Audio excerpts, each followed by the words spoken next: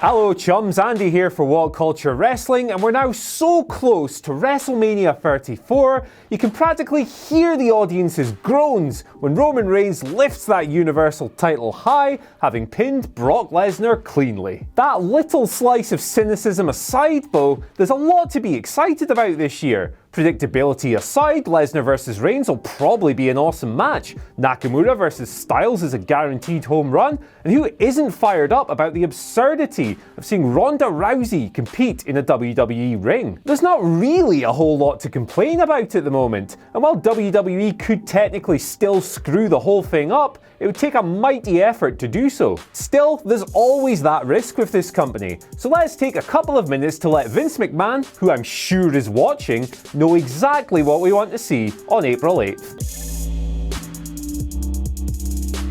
Number 8. A tag team shocker. The Bar haven't really got anything going on at the moment. They're completely out of opponents after flattening the Revival the other week, and now all signs point towards a big surprise match at WrestleMania 34. So which mystery opponents should WWE go for? Well, how about the Authors of Pain? They've been main roster ready for a while now, and the audience should be familiar with them. War Machine would be pretty cool too, although that's obviously a much bigger risk given that they've come straight from the indies. Basically, we're looking for anybody but the Dudley Boys. Please, for the love of God, not the Dudley Boys. Number 7. A spotlight for Braun. How can you not love Braun Strowman? He's WWE's hottest star, one of the few reasons to keep watching Raw every week, and after proving that he can get almost anything over, he deserves a big spot at WrestleMania. Braun should really be fighting for the Universal Championship in New Orleans, but as that's seemingly not an option, why not throw him into the Intercontinental title clusterfuck?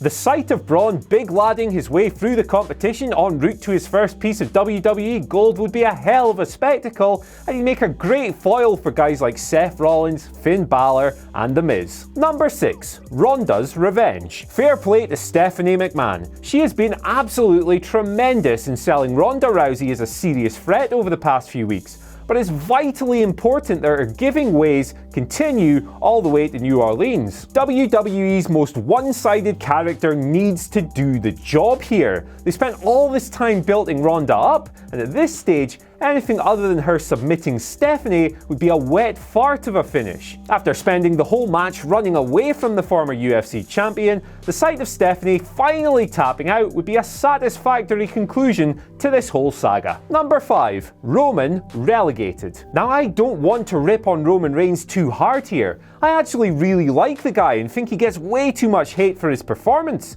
But let's be honest here, if they put his latest coronation on last, WWE are asking for trouble. Try as they may, WWE will never fully convince everyone in the audience to boo Brock Lesnar and cheer Reigns when he inevitably wins. The whole thing's going to be a disaster, and they cannot afford to put them in the main event. Nobody wants another Mania to end in infamy and deafening jeers.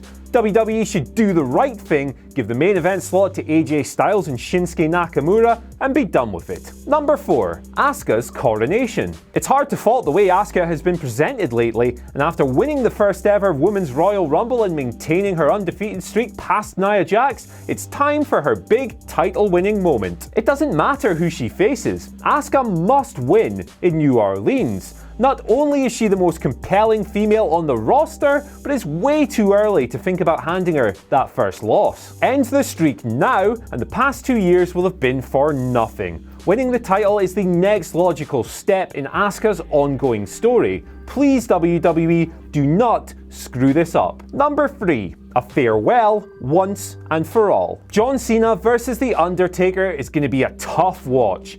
Just like last year, the dead man is going to limp his way through another sad performance. But it's almost certainly happening, so we might as well accept it. Last year felt like the last goodbye, but it wasn't, and this is something WWE must rectify on April 8th. Undertaker has already given us so much throughout his career, and we don't need to see him putting himself through this anymore.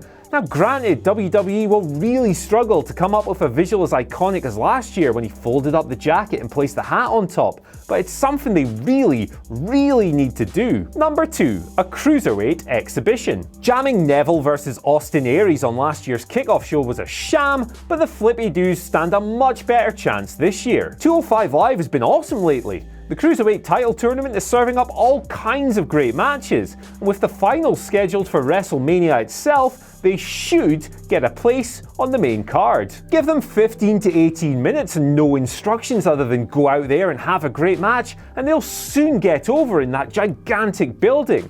Guys like Cedric Alexander are among the best in the company, and we really want to see them shine on the biggest stage of the year. And number 1. 5 stars. AJ Styles vs Shinsuke Nakamura is a match that WWE fans have been salivating over since the moment they first arrived in the company 2 years ago, and it's absolutely vital that WWE give them the biggest platform in New Orleans. 10 minutes just won't do. They need at least twice that runtime and maybe even thrice if they're going to tell the kind of story that they weaved in their banger match at Wrestle Kingdom 10, which Big Dave Meltzer of the Wrestling Observer newsletter threw a hearty 4 3/4 star rating on. Can they outdo that in New Orleans? It'll be a stretch, particularly for Nakamura, who's looked a little bit inconsistent at times, but this is the biggest show of the year. Surely they'll be going all out to give the best match possible. This would be the perfect tonic not only to fix SmackDown's broken main event scene, but take WrestleMania 34 to the very next level. So that's our list. Are you fired up for Mania this year? And if so, what would you like to see happen on the biggest show of the year? Let us know in the comments section below. Don't forget to like, share and subscribe. And as always, I've been Andy for What Culture Wrestling, and I'll see you later. Hey guys, thanks for watching the video. Don't forget to subscribe below, and if you're looking for more content like this, then try a few things that are floating about around my ears. It might be fun. I can't promise it though, but it might be.